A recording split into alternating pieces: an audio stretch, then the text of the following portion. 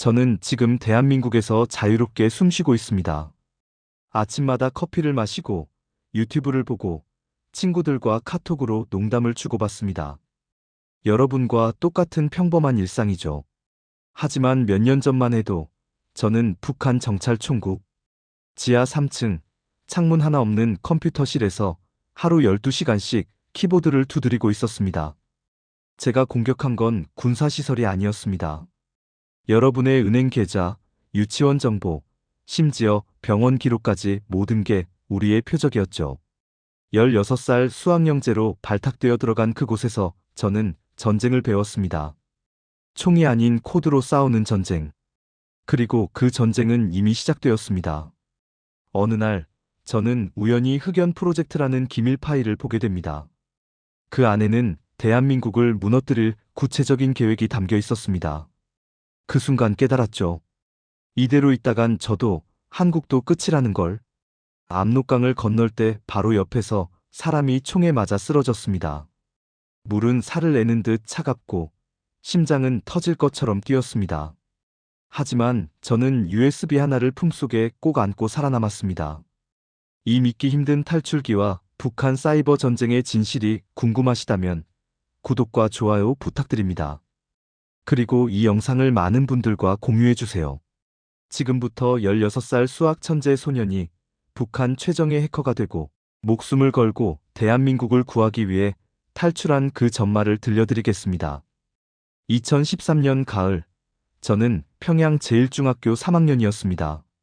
전국 수학경연에서 1등을 했고 선생님들은 제게 김일성 종합대학 진학이 확실하다고 말했죠. 그런데 어느 날 갑자기 교무실로 호출되었습니다. 낯선 군복 차림의 두 남자가 저를 기다리고 있었습니다. 동무, 조국을 위해 특별한 일을 하지 않겠는가? 그들은 정찰총국 소속이었습니다. 제게 주어진 선택지는 하나뿐이었죠. 거절이란 건 애초에 없었습니다. 사흘 뒤, 저는 가족들에게도 구체적으로 말할 수 없는 특수부대에 배치되었습니다. 처음 본 지하시설은 충격 그 자체였습니다. 복도 양옆으로 끝없이 이어진 컴퓨터실, 수백 대의 모니터가 깜빡이는 푸른 불빛. 그곳엔 저처럼 16, 17살 또래 학생들이 가득했습니다. 모두 전국에서 선발된 수학, 물리, 컴퓨터 영재들이었죠. 교관은 첫날부터 명확하게 말했습니다. 동무들은 이제부터 전사다. 다만 총이 아니라 키보드로 싸운다. 미제와 남조선 괴뢰들은 이미 우리를 전산망으로 공격하고 있다. 우리는 더 강하게 맞받아쳐야 한다. 훈련은 가혹했습니다. 아침 6시에 기상해서 밤 10시까지 하루 12시간 이상을 컴퓨터 앞에서 보냈습니다. 암호학, 네트워크 구조, 서버 침투 기법, 악성 코드 제작 대학교 4년 과정을 6개월 만에 배워야 했죠. 특히 남조선 연구는 필수였습니다. 한국 인터넷망의 구조, 주요 기관들의 전산 시스템, 보안 취약점까지 모든 걸 외워야 했습니다. 심지어 한국 포털 사이트 사용법, 한국식 인터넷 용어까지 배웠죠. 키읔키읔키읔가 뭔지 아는가? 남조선 놈들이 웃을 때 쓰는 거다. 동무들은 남조선 사람처럼 인터넷을 써야 들키지 않는다. 처음엔 막연했습니다. 이게 정말 전쟁인가 싶었죠. 하지만 석 달쯤 지나자 깨달았습니다. 우리가 매일 연습하는 침투 기법들은 실제로 사용되고 있었습니다. 선배들은 이미 남한의 여러 기관을 뚫고 들어가고 있었고, 우리는 그 후배 세대로 양성되고 있었던 거죠. 저는 당시 아무 의심 없이 열심히 배웠습니다. 조국을 지킨다는 자부심도 있었고, 솔직히 이 일이 재미있기도 했습니다. 복잡한 암호를 풀고 방화벽을 뚫을 때의 쾌감은 마치 퍼즐 게임 같았으니까요. 우린 전쟁터에 나가지 않지만 매일 전쟁을 하고 있었습니다. 그때만 해도 저는 제가 하는 일이 어떤 결과를 만드는지, 그 전쟁의 실체가 무엇인지 전혀 알지 못했습니다. 6개월간의 훈련이 끝나고 드디어 첫 실전 임무가 주어졌습니다. 2014년 봄이었죠. 지휘관이 저를 호명했을 때 가슴이 터질 듯 뛰었습니다. 동무에게 중요한 임무를 맡긴다. 남조선 수도권 지역 유치원 학부모 정보 데이터베이스를 확보하라. 처음엔 이해가 안 됐습니다. 유치원이요? 군사시설도 아니고 정부 기관도 아닌 유치원 말입니까? 지휘관은 칠판에 한국 지도를 펼쳐놓고 설명했습니다. 미제와의 전쟁은 총으로만 하는 게 아니다. 적의 생활, 사회, 경제 시스템을 먼저 흔들어야 한다. 유치원 정보에는 금광이 숨어 있다. 학부모의 직업, 거주지, 소득 수준, 지역별 인구 분포 이 모든 게 정보전의 기초 자료다. 저는 고개를 끄덕였습니다. 그제야 이해가 됐죠.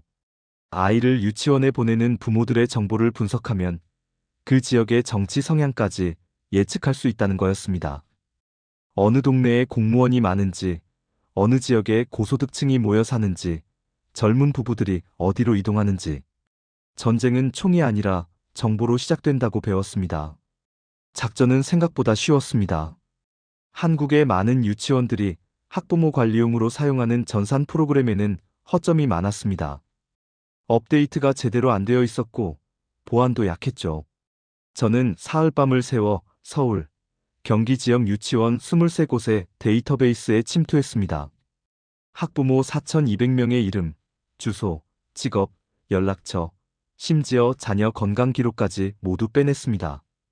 그 정보들은 즉시 분석팀으로 넘어갔고 일주일 뒤 지휘관은 제게 표창을 수여했습니다.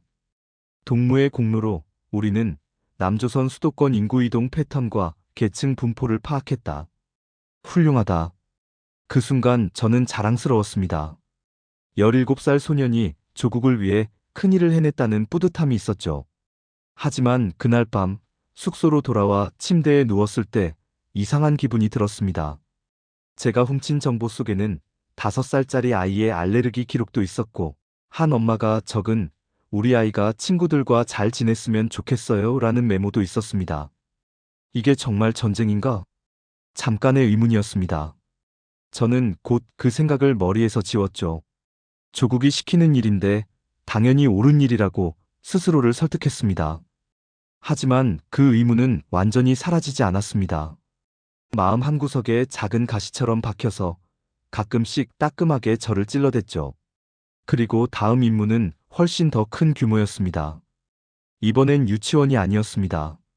한국의 금융 시스템, 그 중에서도 가장 중요한 표적이 저를 기다리고 있었습니다. 2015년 저는 정찰총국 내에서도 가장 비밀스러운 조직으로 배치되었습니다. 코드명 금성조. 외부에선 라자루스라고 알려진 해킹 그룹보다 더 깊숙이 숨어있는 팀이었죠. 지휘관은 새로운 임무를 설명했습니다. 동무들, 이제 우리는 외화를 벌어야 한다. 제재 때문에 정상적인 무역은 막혔다. 하지만 우리에겐 기술이 있다. 비트코인을 아는가?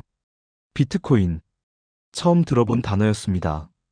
지휘관은 컴퓨터로 작동하는 돈이며 전 세계 어디서든 추적 없이 거래할 수 있다고 설명했습니다. 그리고 우리의 임무는 간단했습니다. 남의 비트코인 지갑을 털어서 조직의 외화를 확보하는 것. 이건 범죄가 아니다. 전쟁이다. 미제와 그 앞잡이들의 돈을 빼앗아 우리 조국을 지키는 거다. 저는 AI 기반 자동 지갑 탈취 프로그램 개발팀에 배치되었습니다. 해외 거래소의 취약점을 분석하고 개인 지갑의 보안 허점을 찾아내는 일이었죠. 처음엔 어려웠지만 석 달쯤 지나자 저희 팀이 만든 프로그램은 놀라운 성과를 냈습니다. 첫 번째 성공은 일본의 한 거래소였습니다. 단 이틀 만에 520억 원 상당의 비트코인을 빼냈죠. 다음은 싱가포르, 그 다음은 미국 매달 수백억 원씩 돈이 들어왔습니다. 이 돈이 어디로 가는지 아는가? 선배가 술 한잔하며 말했습니다. 해외 공작원들의 활동비, 무기 구입, 심지어 평양 고위층의 명품까지 다 우리가 훔친 코인으로 돈이 돌아간다. 그 말을 들었을 때 묘한 기분이 들었습니다. 우리가 훔친 돈으로 누군가는 파리에서 명품 가방을 사고 누군가는 태국에서 무기를 거래하고 있다는 게 실감났거든요. 어느 날 저는 작업 중에 실수로 피해자 한 명의 SNS를 보게 되었습니다. 일본 도쿄에 사는 30대 직장인이었죠. 그는 SNS에 이렇게 썼습니다. 5년간 모은 전 재산이 해킹당했다. 아내에게 미안하다. 아이 교육비를 어떻게 마련해야 할지 모르겠다. 가슴이 철렁 내려앉았습니다. 저는 그저 숫자를 옮기는 일이라고 생각했는데 그 숫자 뒤에는 사람이 있었습니다. 누군가의 삶이 무너지고 있었던 거죠. 이게 정말 전쟁인가? 하지만 저는 계속할 수밖에 없었습니다. 이 일을 거부하면 저 자신이 위험해지니까요. 그래서 저는 감정을 죽이고 기계처럼 일했습니다. 2020년까지 저희 팀이 탈취한 비트코인은 총 6천억 원을 넘었습니다. 그 돈은 흔적도 없이 세탁되어 북한의 각종 비밀 작전에 사용되었죠. 하지만 저는 매일 밤 그 일본인 직장인의 글이 떠올랐습니다. 그리고 알았습니다. 제가 하는 일은 전쟁이 아니라 범죄라는 걸. 2022년 3월 평범한 월요일 아침이었습니다. 저는 항상 그랬듯 오전 8시에 지하 컴퓨터실로 출근했죠. 그런데 뭔가 이상했습니다. 분위기가 너무 조용했습니다. 제 옆자리, 앞자리, 그리고 뒷자리 3개의 책상이 텅 비어 있었습니다. 명철이, 성우, 혜진이가 없었죠. 우리는 같은 날 입대해서 6년을 함께 일한 동료들이었습니다. 쟤네 어디 갔어? 옆 동료에게 물었더니 그는 고개를 저으며 입을 다물었습니다. 아무도 말하지 않았죠. 다들 고개를 숙이고 자기 일만 했습니다. 점심시간, 화장실에서 선배 한 명이 작은 목소리로 귀띔했습니다. 걔네 숙청당했어. 어젯밤에 끌려갔대. 무슨 이유로요? 공작 실패. 작년에 미국 거래소 해킹하다가 추적당한 거 기억나지? 그게 발각됐대. 근데 진짜 이유는 따로 있어. 위에서 누군가 책임자가 필요했던 거지. 그날 오후 지휘관이 전체 집합을 명령했습니다. 동무들, 최근 일부 요원들이 임무 수행에 태만함을 보였다. 그들은 당과 조국에 대한 충성심이 부족했다. 조직은 그런 자들을 절대 용납하지 않는다. 동무들은 긴장의 끈을 놓지 말고 더욱 충성스럽게 임무를 수행하라. 그게 전부였습니다. 6년을 함께 일한 동료 3명이 하룻밤 사이에 사라졌는데 공식적인 설명은 단 3문장이었죠. 그날 밤 저는 잠을 이룰 수 없었습니다. 명철이는 제 옆에서 농담을 잘하는 친구였습니다. 성우는 수학을 정말 좋아해서 쉬는 시간에도 수식을 끄적이던 애였죠. 혜진이는 고양이 함경도라며 가끔 사투리로 웃게 만들던 동료였습니다. 내일은 내가 끌려갈 수도 있다. 그 생각이 머릿속을 떠나지 않았습니다.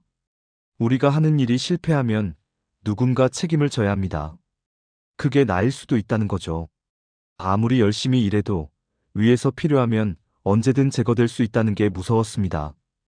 일주일 뒤, 저는 우연히 내부 서버에 접속하다가 흑연 프로젝트라는 파일을 발견했습니다. 최고 기밀 등급이었지만 시스템 점검 중이어서 보안이 일시적으로 풀려 있었죠. 호기심에 클릭했습니다. 그리고 그 안에서 믿을 수 없는 걸 봤습니다. 대한민국 에너지 시설 공격 계획, 교통 시스템 마비 시나리오, 병원 전산망 침투 매뉴얼, 금융 시스템, 동시 다발 공격 타임라인 심지어 민간인 사상자 예상치까지 구체적으로 적혀 있었습니다. 예상 사상자 10,000명 이상, 경제적 피해 10조 원 이상, 사회 혼란도 최상. 손이 떨렸습니다. 이건 단순한 정보 수집이 아니었습니다. 실제로 남한을 무너뜨릴 구체적인 계획이었죠. 이대로 두면 안 된다. 그 순간 결심했습니다. 저는 이 정보를 USB에 담았습니다. 그리고 알았죠. 이제 제가 선택할 수 있는 길은 2가지뿐이라는 걸. 이곳에 남아서 언젠가 동료들처럼 사라지거나 아니면 목숨을 걸고 탈출하거나. USB를 손에 쥔 순간부터 저는 매 순간이 전쟁이었습니다. CCTV가 제 행동을 감시하는 것 같았고 동료들의 시선이 의심스러워 보였습니다. 혹시 누가 알아챈 건 아닐까? 보안팀이 서버 로그를 확인하면 제가 그 파일에 접속한 게 드러날 텐데.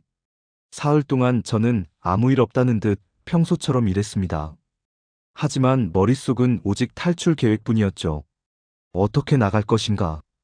평양에서 국경까지는 400km. 검문소는 수십 개. 통행증 없이는 한 발짝도 못 나갑니다. 게다가 정찰총국 요원인 저는 더욱 철저하게 감시받고 있었죠. 하지만 한 가지 기회가 있었습니다. 매달 한 번씩 고향 방문 휴가를 나갈 수 있었는데 제 고향은 양강도 해산이었습니다. 중국 국경에서 불과 10km 떨어진 곳이죠. 다음 휴가 때다. 그때가 유일한 기회다. 저는 은밀하게 준비를 시작했습니다. 먼저 돈이 필요했습니다.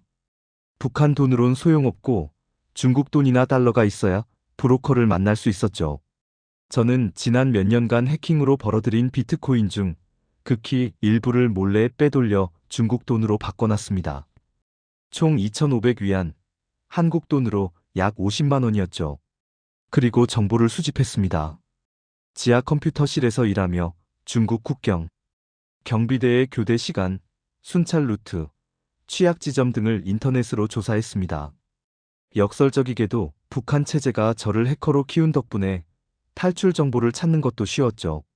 가장 힘든 건 가족이었습니다. 부모님께 탈출 사실을 말할 수 없었습니다. 말하는 순간 부모님도 위험해지니까요. 북한에선 한 사람이 탈북하면 3대가 처벌받습니다. 아버지, 어머니, 여동생 모두 정치범 수용소로 끌려갈 겁니다. 휴가 출발 전날 밤, 저는 어머니가 해주신 밥을 먹으며 생각했습니다. 이게 마지막 식사가 될 거야. 어머니, 밥 정말 맛있어요. 어머니는 웃으셨죠. 그래, 많이 먹어라. 평양 가면 또 고생이겠구나. 제 눈에서 눈물이 날 것 같았지만 꾹 참았습니다. 어머니는 모르셨죠. 아들이 이제 다시는 돌아오지 않을 거라는 걸. 다음 날 새벽 저는 기차를 탔습니다. 주머니에는 USB 하나, 돈 2,500위안, 그리고 중국 브로커의 전화번호가 적힌 쪽지가 들어 있었습니다. 해산에 도착한 건 그날 저녁이었습니다. 저는 부모님 댁에 들르지 않고 곧바로 압록강 쪽으로 향했습니다. 망설이면 못 갑니다. 가족을 보면 마음이 약해질 테니까요. 강가에 도착했을 때 해가 지고 있었습니다. 강 너머로 중국 땅이 보였죠. 불과 100m. 하지만 그 100m가 생사를 가르는 거리였습니다. 죽을 각오로 간다. 저는 USB를 방수 비닐에 싸서 속옷 안쪽에 숨겼습니다. 그리고 어둠이 완전히 내릴 때까지 기다렸습니다. 밤 11시, 저는 압록강에 발을 담갔습니다. 물은 상상 이상으로 차갑고 빨랐습니다. 이제 돌아갈 수 없었습니다. 압록강의 물은 제 허리까지 올라왔습니다. 5월인데도 물은 얼음처럼 차가웠죠. 발이 감각이 없어지고 온몸이 떨렸습니다. 하지만 멈출 수 없었습니다. 천천히, 아주 천천히 강을 건넜습니다. 물소리가 너무 커서 제 숨소리조차 들리지 않았죠. 중국 쪽 강둑이 점점 가까워졌습니다. 40m, 30m, 20m. 그때였습니다. 거기서 등 뒤에서 고함 소리가 들렸습니다. 북한 경비대였습니다. 심장이 멎는 줄 알았죠. 움직이지 마. 쏜다. 저는 본능적으로 물속에 몸을 숨기며 미친 듯이 헤엄쳤습니다. 그 순간 탕! 탕! 총소리가 울렸습니다. 귀가 먹먹해질 정도로 큰 소리였죠. 물이 튀고 제 바로 옆에서 총알이 스쳐 지나갔습니다. 죽는다. 여기서 죽는다. 하지만 멈출 수 없었습니다. USB를 품은 채로 여기서 죽을 순 없었어요. 저는 마지막 힘을 다해 헤엄쳤습니다. 탕! 탕탕! 계속해서 총소리가 들렸습니다. 그리고 제 옆에서 누군가 비명을 질렀습니다. 저와 함께 강을 건너던 다른 탈북자였던 것 같습니다. 그 사람은 물속으로 사라졌죠. 공포에 질려 뒤도 돌아보지 않고 헤엄쳤습니다. 팔이 끊어질 것 같고 다리에 쥐가 났지만 계속 움직였습니다. 그렇게 얼마나 지났을까요? 드디어 중국 쪽 강둑에 손이 닿았습니다. 저는 마지막 힘을 다해 몸을 끌어올렸습니다. 온몸이 진흙투성이가 되고 옷은 찢어졌지만 살아있었습니다. 뒤를 돌아보니 북한 경비대원들이 강 건너편에서 손전등을 비추고 있었습니다. 하지만 더 이상 총을 쏘진 않았죠. 중국 땅에 총을 쏘면 국제 문제가 되니까요. 저는 숲속으로 뛰어들었습니다. 온몸이 떨리고 저체온증이 올 것 같았지만 멈출 수 없었습니다. 한참을 달려서 작은 도로가 나왔고 거기서 브로커에게 미리 받은 번호로 전화를 걸었습니다. 여보세요, 저 건넜습니다. 위치가 어디야? 잘 모르겠어요. 도로 표지판에 창바이라고. 알았어. 거기서 움직이지 마. 30분 안에 간다. 전화를 끊고 나서야 실감이 났습니다. 제가 살아있다는 게, 북한을 벗어났다는 게. 하지만 기쁨보다는 두려움이 컸습니다. 중국 공안에 잡히면 북송됩니다. 북송되면 정치범 수용소행이고 정찰총국 요원이 탈북했으니 공개 처형당할 겁니다. 아직 끝이 아니다. 한국까지 가야 한다. 35분쯤 지나 낡은 승합차 한 대가 왔습니다. 중년의 중국 남자가 창문을 내리며 물었습니다. USB 가져왔어? 저는 고개를 끄덕이며 차에 탔습니다. 브로커는 제가 USB에 중요한 정보를 담고 있다는 걸 알고 있었죠. 그래서 더 비싼 값을 요구했고, 저는 그 돈을 모두 지불했습니다. 차는 밤새 달렸습니다. 창밖으로 중국의 불빛들이 스쳐 지나갔습니다. 북한에선 상상도 못할 만큼 많은 불빛이었죠. 살았다. 일단은 살았다. 하지만 진짜 여정은 이제 시작이었습니다. 중국에서 한국까지 아직 가야 할 길이 멀었으니까요. 중국에서 베트남, 라오스를 거쳐 태국까지 가는데 2달이 걸렸습니다. 그 과정은 지옥 같았죠. 브로커가 3번 바뀌었고 그때마다 돈을 더 내야 했습니다. 숨어 지내느라 제대로 먹지도 자지도 못했습니다. 하지만 USB만은 절대 놓지 않았습니다. 목숨보다 중요한 거였으니까요. 태국 방콕에서 한국 대사관에 도착했을 때 저는 기진맥진한 상태였습니다. 영사가 저를 보더니 놀란 표정을 지었죠. 얼마나 고생하셨습니까?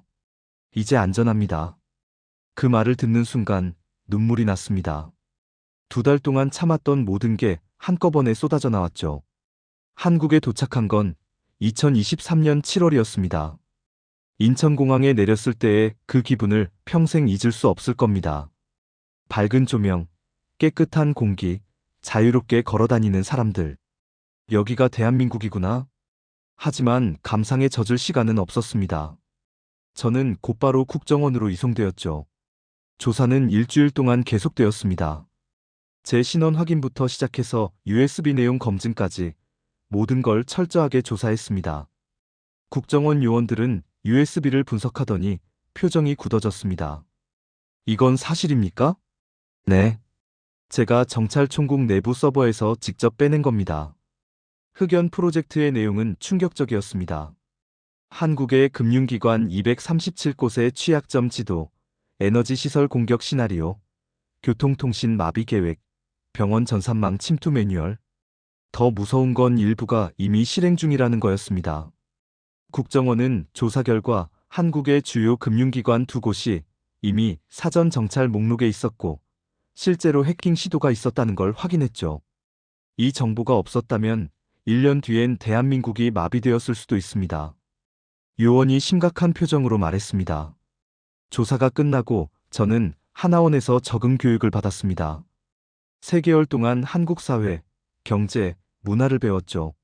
처음엔 모든 게 낯설었습니다.